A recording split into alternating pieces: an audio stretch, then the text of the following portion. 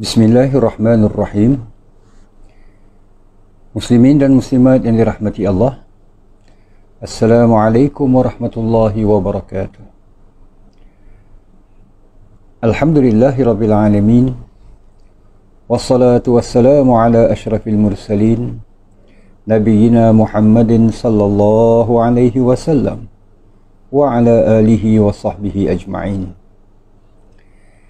Selamat kita bertemu kembali dalam siri penghayatan kita pada surah Yasin, di mana kita sedang membicarakan fasa yang ketiga, iaitu ayat-ayat antara ayat 33 hingga 40 yang mengandungi ajakan dan seruan Allah kepada umat manusia supaya merenung alam ciptaan Allah dan memikirkan tanda-tanda kebesaran Allah Subhanahu wa taala, yang mana mudah-mudahan mereka ini beriman kepada Allah.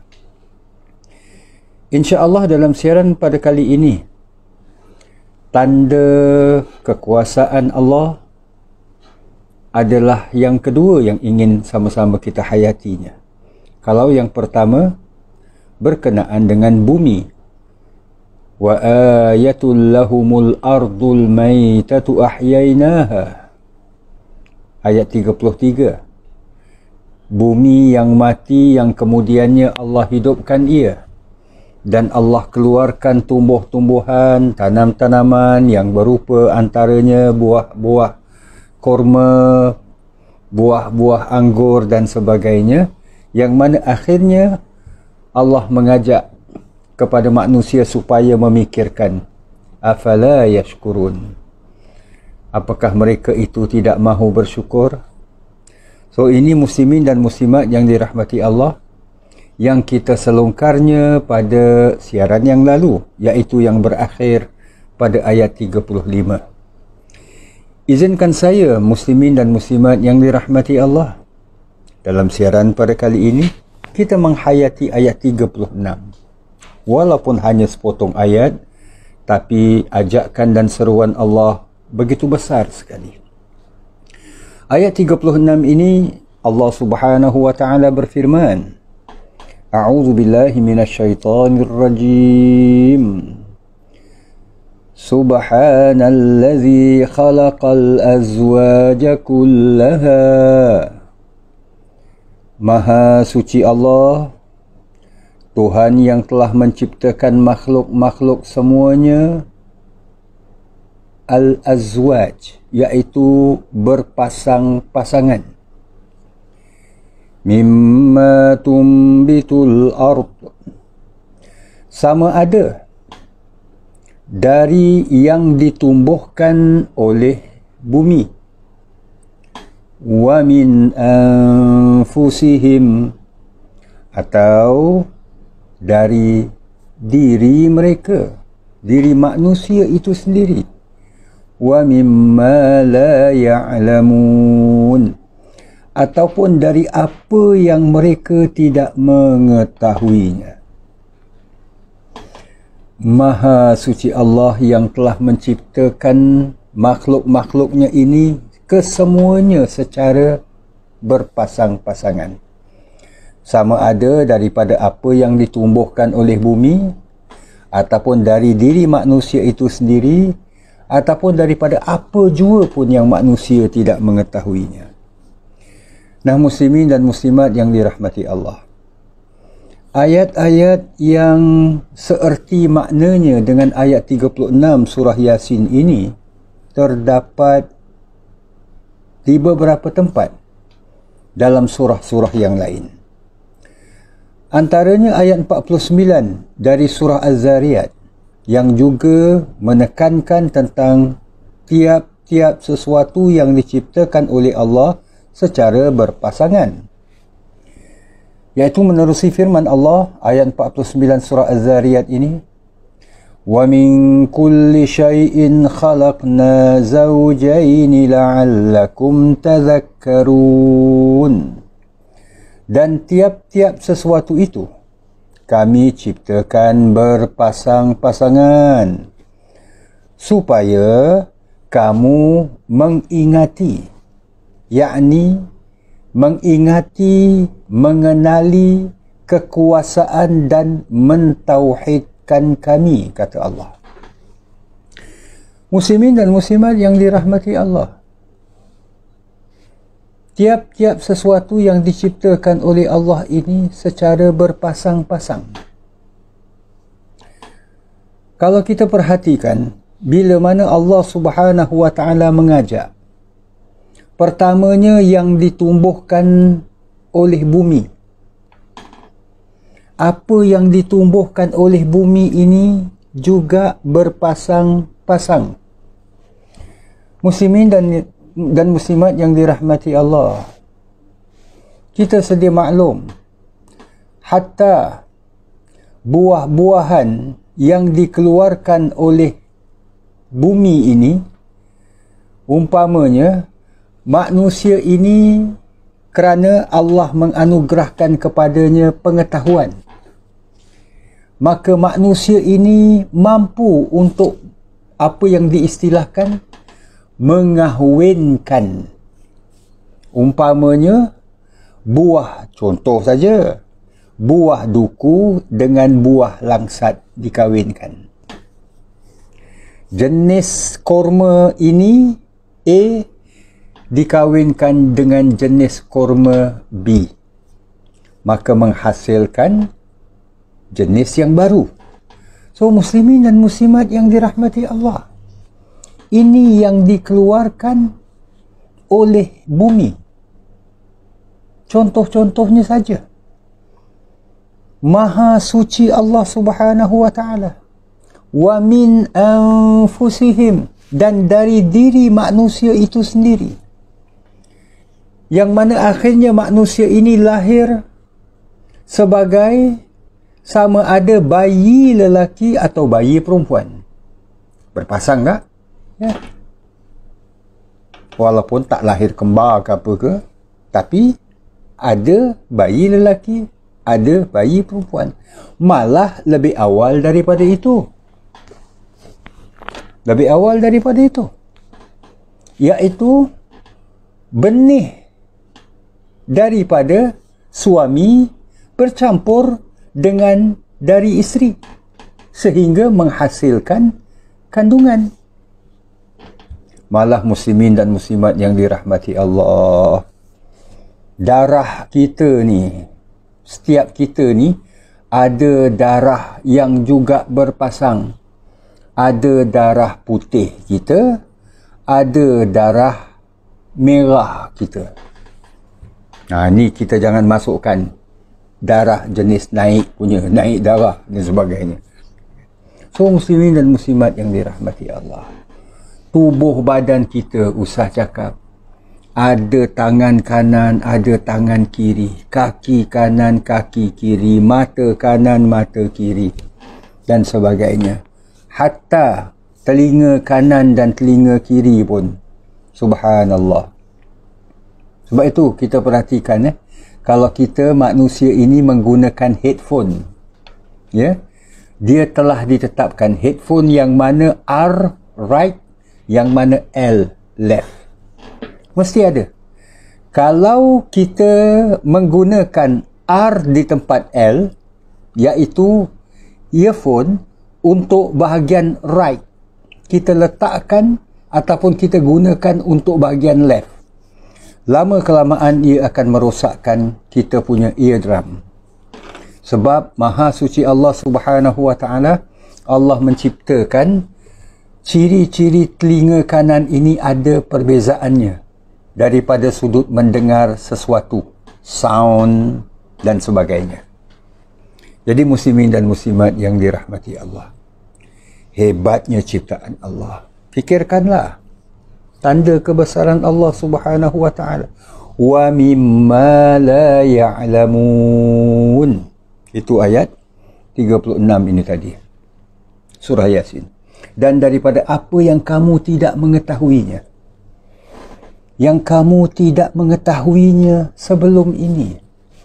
Muslimin dan muslimat yang dirahmati Allah, apa saja yang kita ni tak tahu dulunya.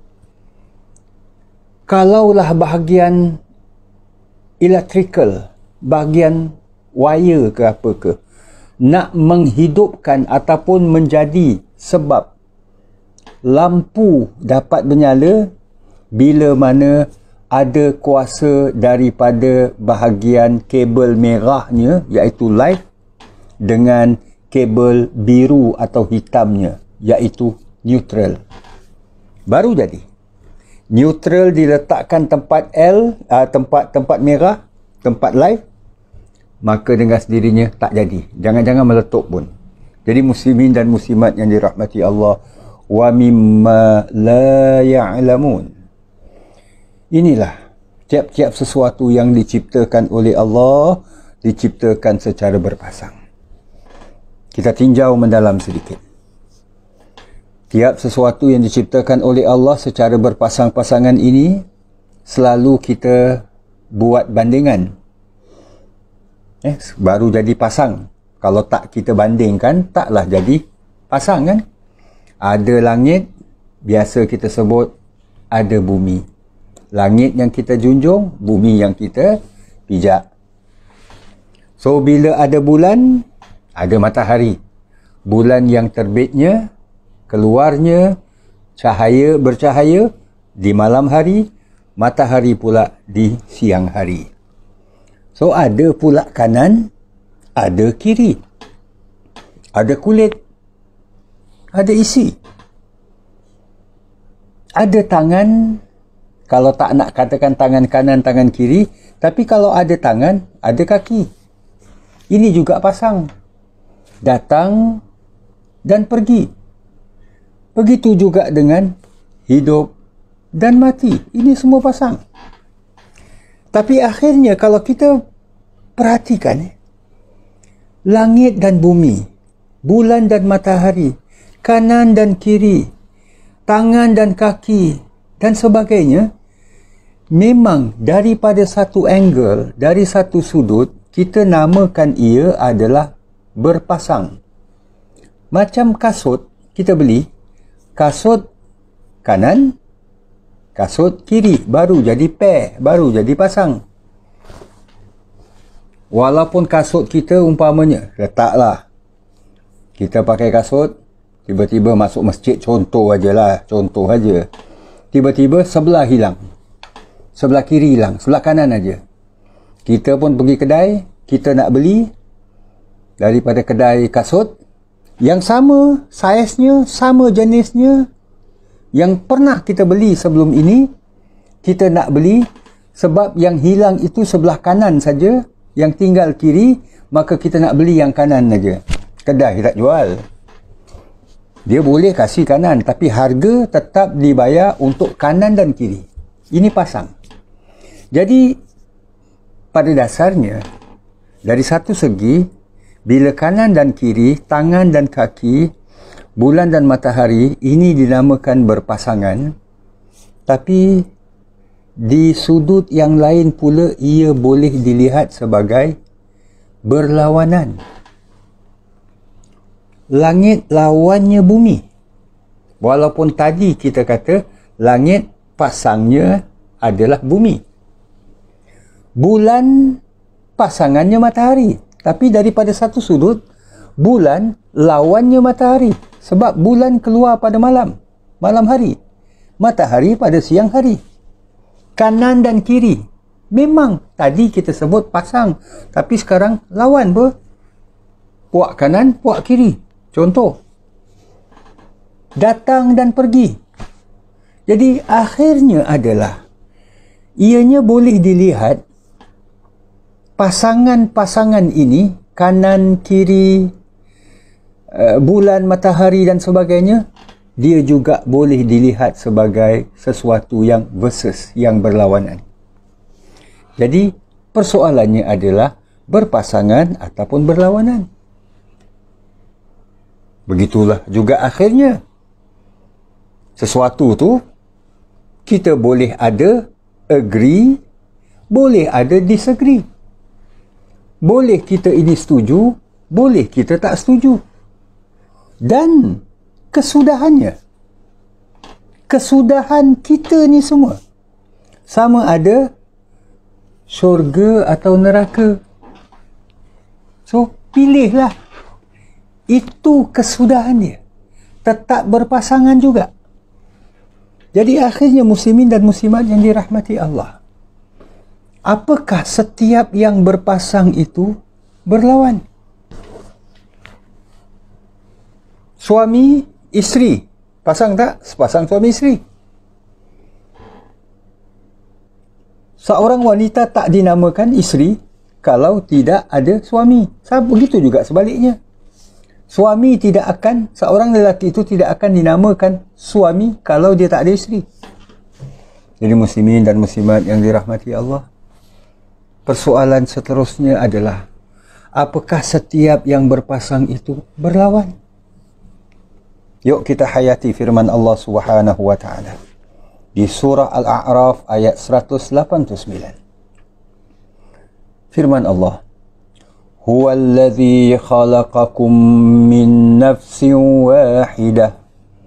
Dialah Allah, Tuhan yang menciptakan kamu dari diri yang satu. Siapa diri yang satu? Bapa kita, Nabi Adam. Nabi Adam.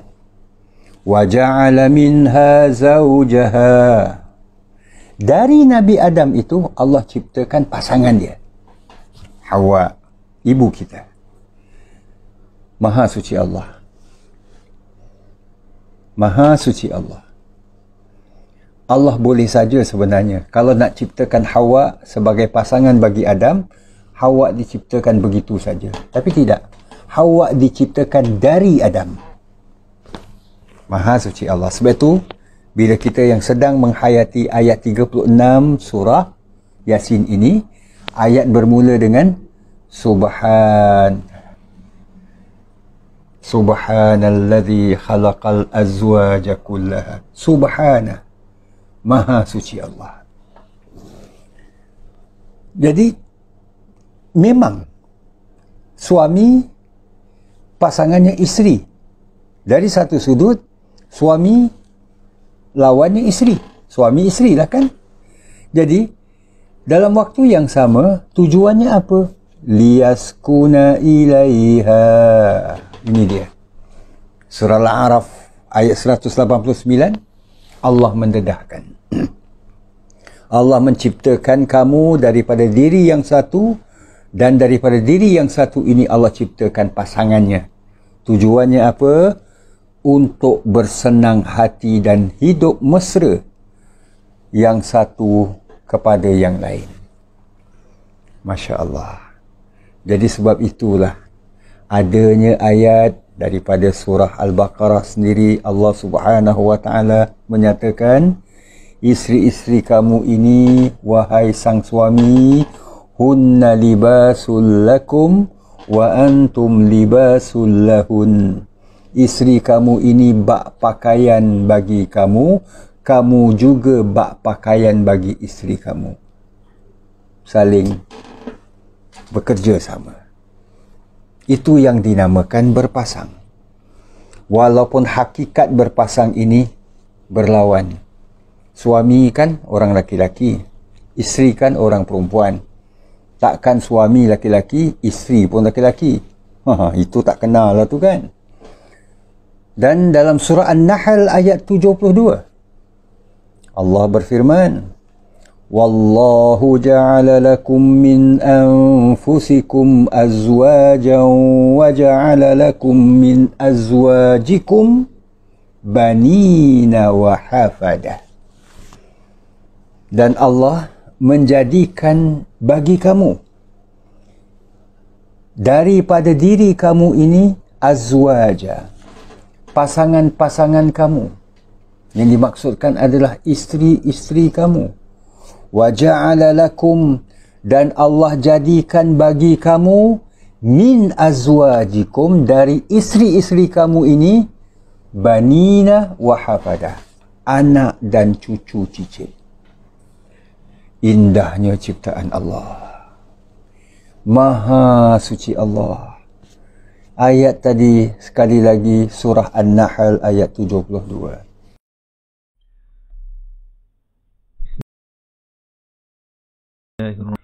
إلى حضرة النبي محمد صلى الله عليه وسلم، ثم إلى الصحابة والتابعين وتابع التابعين ومن تبعهم بإحسان إلى يوم الدين، ثم إلى أرواح جميع المؤمنين والمؤمنات والمسلمين والمسلمات، خصوصا لمن اجتمعنا هاهنا بسببهم. الفاتحة.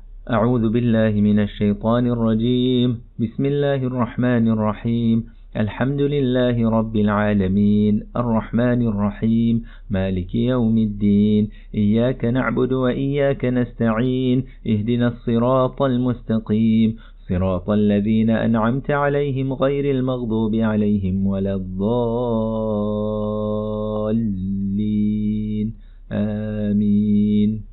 أعوذ بالله من الشيطان الرجيم. بسم الله الرحمن الرحيم. ياسين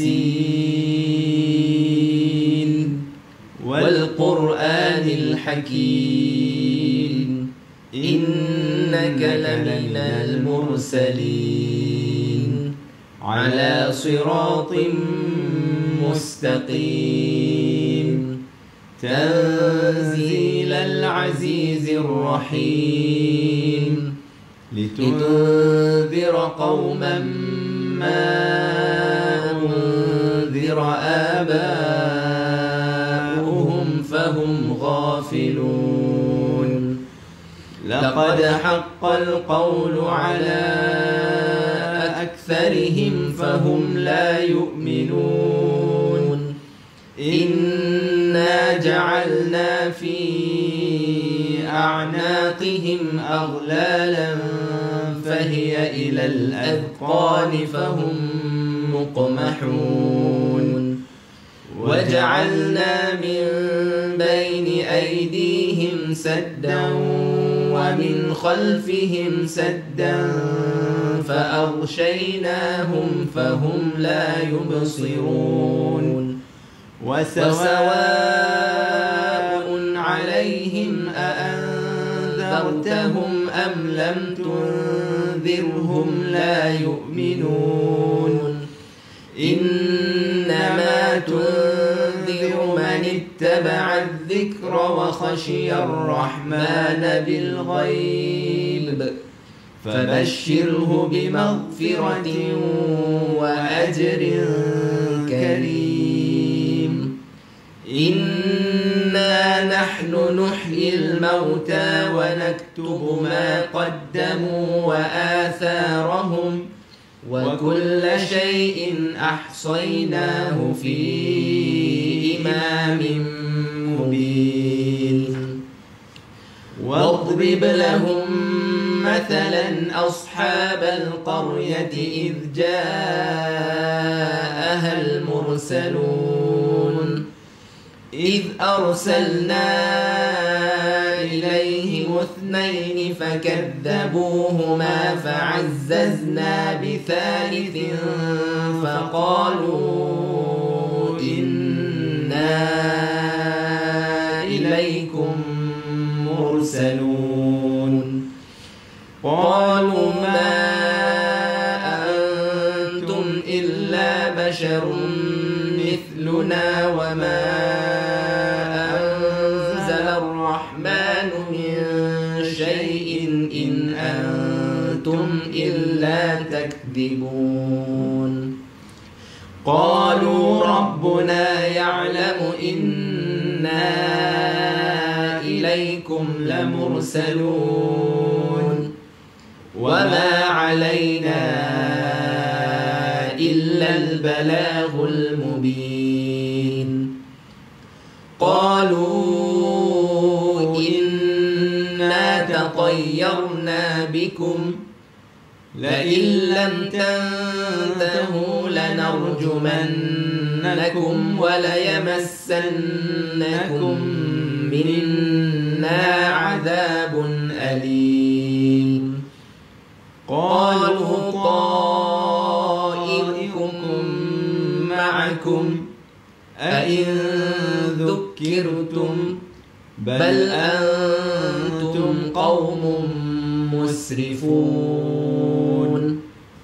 وجاء من أقصى المدينة رجل يسعى قال يا قوم اتبعوا المرسلين اتبعوا من لا يسألكم أجرا وهم مهتدون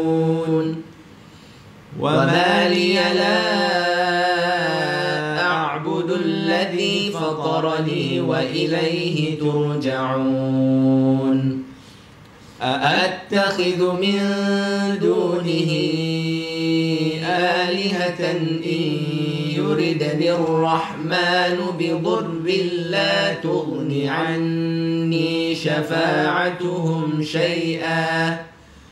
لا تغن عني شفاعتهم شيئا ولا ينقذون إني إذا لفي ضلال مبين إني آمنت بربكم فاسمعون قيل ادخل الجنة قال يا ليت قومي يعلمون بما غفر لي ربي وجعلني من المكرمين وما أنزلنا على قومه من بعده من جند من السماء وما كنا منزلين إن كانت إلا صيحة واحدة فإذا هم خامدون يا حسرة على العباد ما يأتيهم من رسول إلا كانوا به يستهزئون ألم يروا كم أهلكنا قبلهم من القرون أنهم إليهم لا يرجعون وإن كل لما جميع لدينا محضرون وآية لهم الأرض الميتة أحييناها وأخرجنا منها حبا فمنه يأكلون وجعلنا فيها جنات من نخيل وأعناب وفجرنا فيها من العيون ليأكلوا من ثمره وما عملته أيديهم أفلا يشكرون سبحان الذي خلق الأزواج كلها مما تنبت الأرض ومن أنفسهم ومما لا يعلمون وآية لهم الليل نسلخ منه النهار فإذا هم مظلمون والشمس تجري لمستقر لها ذلك تقدير العزيز العليم والقمر قدرناه منازل حتى عاد كالعرجون القديم لا الشمس ينبغي لها أن تدرك القمر ولا الليل سابق النهار وكل في فلك يسبحون وآية لهم أنا حملنا ذريتهم في الفلك المشحون وخلقنا لهم من مثله ما يركبون وإن نشأ نغرقهم فلا صريخ لهم ولا هم ينقذون إلا رحمة منا ومتاعا إلى حين وإذا قيل لهم اتقوا ما بين أيديكم وما خلفكم لعلكم ترحمون وما تأتيهم من آية من آيات ربهم إلا كانوا عنها معرضين وإذا قيل لهم أنفقوا مما رزقكم الله قال الذين كفروا للذين آمنوا أنطعم من لو يشاء الله أطعمه إن أنتم إلا في ضلال مبين ويقولون متى هذا الوعد إن كنتم صادقين ما ينظرون إلا صيحة واحدة تأخذهم وهم يخصمون فلا يستطيعون توصية ولا إلى أهلهم يرجعون ونفخ في الصور فإذا هم من الأجداث إلى ربهم ينسلون قالوا يا ويلنا من بعثنا من مرقدنا هذا ما وعد الرحمن وصدق المرسلون إن كانت إلا صيحة واحدة فإذا هم جميع لدينا محضرون فاليوم لا تظلم نفس شيئا ولا تجزون إلا ما كنتم تعملون إن أصحاب الجنة اليوم في شغل فاكهون هم وأزواجهم في ظلال على الأرائك متكئون لهم فيها فاكهة ولهم ما يدعون سلام قولا من رب رحيم وامتازوا اليوم أيها المجرمون ألم أعهد إليكم يا بني آدم ألا تعبدوا الشيطان إنه لكم عدو مبين وأن اعبدوني هذا صراط مستقيم ولقد أضل منكم جبلا كثيرا أفلم تكونوا تعقلون هذه جهنم التي كنتم توعدون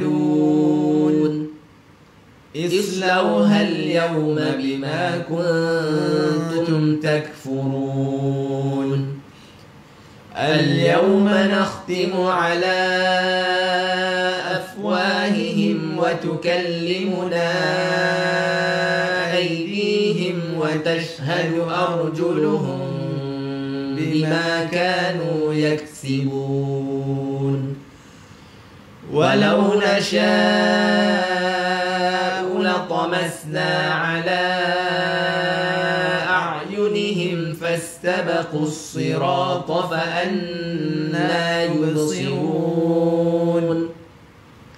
ولو نشاء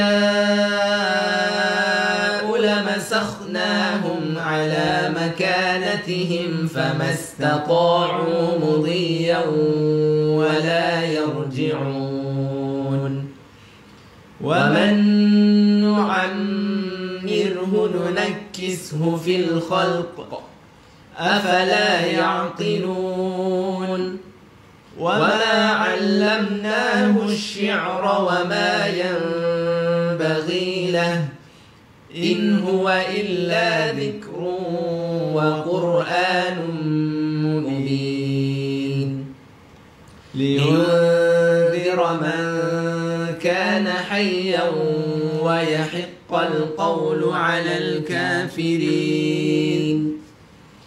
أولم يروا أنا خلقنا لهم مما عملت أيدينا أنعاما فهم لها مالكون وذللناها لهم فمنها ركوبهم ومنها يأكلون ولهم فيها منافع ومشارب أفلا يشكرون